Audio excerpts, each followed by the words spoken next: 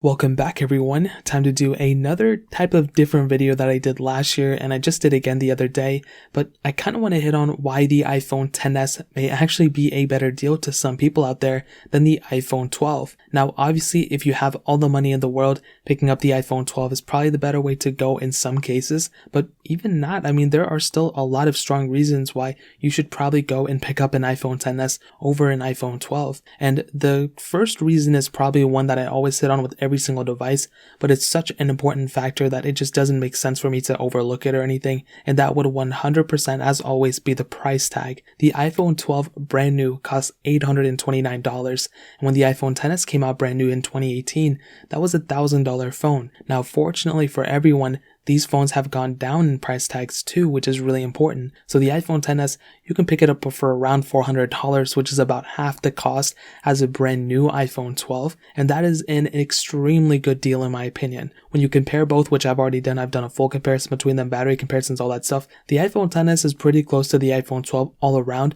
There are some areas where the iPhone 12 kind of does overtake the iPhone XS, I'm not gonna lie. But I still think, for half the cost, you're not getting half the phone. And for a price per dollar standpoint for what you're getting and the value and everything from the phone, I think you're getting a better valued phone from an iPhone XS than the iPhone 12, which is something that's also extremely important to hit on. Now the next thing is something that we recently just found out, I think in the last a week or two. Obviously the iPhone 12 just came out, but it would be the repairability / the self-repairability of both phones. And I'm sure most of you guys already know with the iPhone 12, if you repair basically anything on that phone, if you get a third party part and you go and try to put it in, such as a camera or a screen or whatever, you're just going to run into a bunch of different software issues that Apple has basically man-made themselves, so it would kind of scare people to go and update their phones.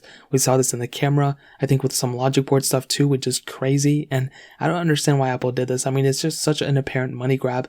It's so annoying. Hopefully they don't do it again, but with the iPhone XS, if something breaks on it or something, for the most part, you can go and replace things yourself, which is really cool. Now, if you replace the screen, obviously Face ID is not going to work, but you can still replace the camera and I think the battery and a lot of other things too with these devices. And that's a very important thing, and having that option is very important in this specific case. So the repairability and the self-repairability is something that I really do like about the iPhone XS. Now, another thing which is also extremely important is that the iPhone XS, in my opinion, feels a little bit more premium than the iPhone 12. Now, they both have glass on the back and all that stuff, but the iPhone XS does kind of have that, stainless steel side, which I kind of do like. Now, the iPhone 12 has that flat design, all throughout. So if you like that kind of design, then go for it by all means, you can get it. I'm not telling you not to get it, but I think the XS kind of feels better in the hand. It feels a little bit less top heavy. I like that kind of smaller design, but that, the screen sizes are about the same.